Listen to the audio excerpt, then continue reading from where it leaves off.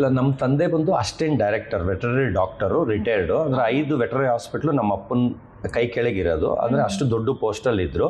ಅಂದರೆ ಅವ್ರಿಗೆ ಬೈ ಬರ್ತು ಪ್ರಾಣಿಗಳ ಮೇಲೆ ಮೋಹ ಇದ್ದಿದ್ದರಿಂದ ಅವ್ರಿಗೆ ಬಂತು. ಆದರೆ ನಾನು ನಾಯಿಕ್ ಫೀಲ್ಡ್ ಇಳಿಯೋದು ನಮ್ಮ ತಂದೆಗೆ 1% ಇಷ್ಟ ಇರಲಿಲ್ಲ. ಇವತ್ತು ನಾನು ಸೆಲೆಬ್ರಿಟಿ ಅಂದರೆ ಗೊತ್ತಿಲ್ಲ. ಬಿಗ್ ಬಾಸ್ಗೆ ಹೋಗ್ತೀನಿ ಅಂದರೆ ಅವ್ರು ಯಾಕೆ ನಿನ್ನ ಕರೀತಾರೆ, ವೇಸ್ಟ್ ನನ್ನ ಮಗ ಅಂತ ಬೈತಾರೆ. ಅಂದರೆ ಅವರು ಈಗ ಮನೆ ಹತ್ರ ನೋಡಿ ಎಲ್ಲ ಬೆಳಗ್ಗೆ ಮಾತಾಡ್ಸಿದ್ರು, ಮೇಲೆ ರೂಮ್ಗೆ ಕೇಳಿಸ್ತಿತ್ತು. ನಿಮ್ಮ ಮಗ ಎಲ್ಲಿ ಆಫೀಸಲ್ಲಿ ಇರ್ತಾರೆ, ಎಲ್ಲಿರ್ತಾರೆ ಅಂತ ಯಾರೋ ಮಾತಾಡ್ತಾ ಇದ್ರು. ಏನೂ ಆನ್ಸರ್ ಮಾಡಲ್ಲ ಅವ್ರಿಗೆ, ಏನೋ ಆಗಿ ಬೈದು ಕಳಿಸ್ತಾರೆ. ಅಂದರೆ ನಾನು ಅಚೀವ್ ಮಾಡೋದಾಗಲಿ ಇದಾಗಲಿ ಬೆಳೆದಿರೋದಾಗಲಿ 1% ಗೊತ್ತಿಲ್ಲ, ತಿಳ್ಕೊಳ್ಳೋಕ್ಕೂ ಟ್ರೈ ಮಾಡಲ್ಲ. ನಮ್ಮ ತಂದೆಗೆ ನಾನು ಬಿಗ್ ಬಾಸ್ಗೆ ಹೋಗೋದು ಹೇಳು ಬಂದಿಲ್ಲ, ಬಂದಿದ್ದು ಹೇಳಿಲ್ಲ. ನಮ್ಮ ಅಮ್ಮಂಗೆ ಮಾತ್ರ ಹೇಳ್ಬಿಟ್ಟು ಬಂದಿದ್ದೆ. ಯಾಕಂದರೆ ಮನೇಲಿ ಅಟ್ಯಾಚ್ಮೆಂಟ್ ಕಡಿಮೆ. ಅಮ್ಮ ಬಂದು ಅಕ್ಕನ ಕಂಡ್ರೆ ಇಷ್ಟ, ಅಪ್ಪಂಗೆ ತಮ್ಮನ ಕಂಡ್ರೆ ಇಷ್ಟ. ನಾನು ಸೆಂಟರು. ಚಿಕ್ಕವನಿಂದನೂ 5 ರೂಪಾಯಿ ಕೇಳಿದ್ರೆ ಕತ್ತೆ ಇದ್ದಂಗೆ ಇದೆಯಾ ದುಡ್ಡು ತಿನ್ನೋ ಅಂತ 8ನೇ ಕ್ಲಾಸಲ್ಲಿ ಬೈದರು. ಅವತ್ತಿಂದ 5 ರೂಪಾಯಿ ಇಸ್ಕೊಳ್ಳೋದು ಬಿಟ್ಟೆ.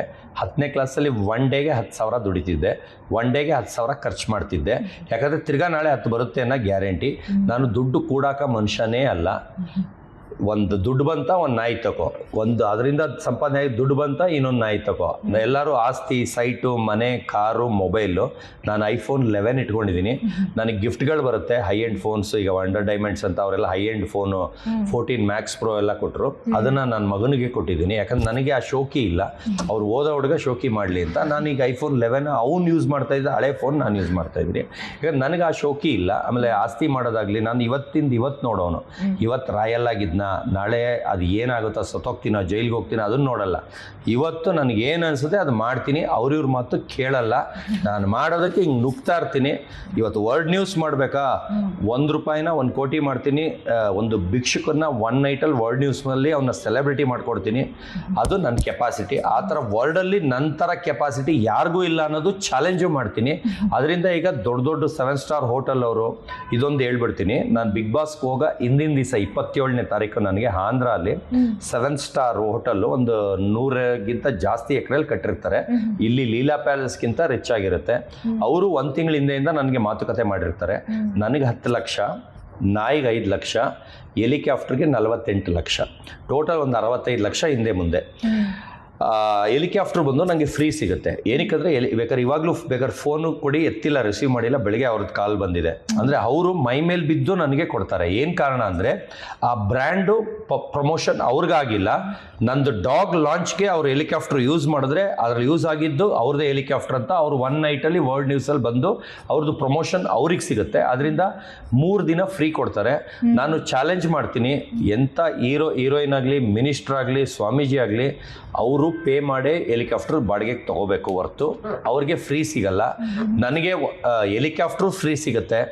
150ರಿಂದ 350 ಜನಕ್ಕೆ ಪಬ್ಗಳಲ್ಲಿ ನಾನು ಬರ್ಡೇ ಆಗಲಿ, ಕಂಡೋರ್ ಬರ್ಡೇ ಆಗಲಿ, ನಂದು ಫಂಕ್ಷನ್ ಅಂತ ಹೇಳಿದ್ರೆ ಒಂದು ಡಾಗ್ ಲಾಂಚ್ ಆಗಲಿ, ನನಗೆ A to Z ಫ್ರೀ ಸಿಗುತ್ತೆ.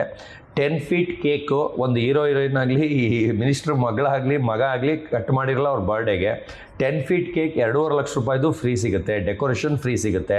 ಒಂದು ಫಂಕ್ಷನ್ಗೆ ಒಂದು 40 ಲಕ್ಷದಿಂದ 1 ಕೋಟಿ ಆಗುತ್ತೆ ಅಂದರೆ ನನಗೆ 0 ರೂಪೀಸಲ್ಲಿ ಮಾಡೋ ಕೆಪಾಸಿಟಿ ನಾನೊಬ್ಬನಿಗೆ ವರ್ಲ್ಡಲ್ಲಿರೋದು.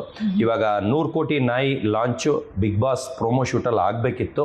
ಕಾರಣಾಂತರದಿಂದ ಏನೂ ಆಗಲ್ಲ.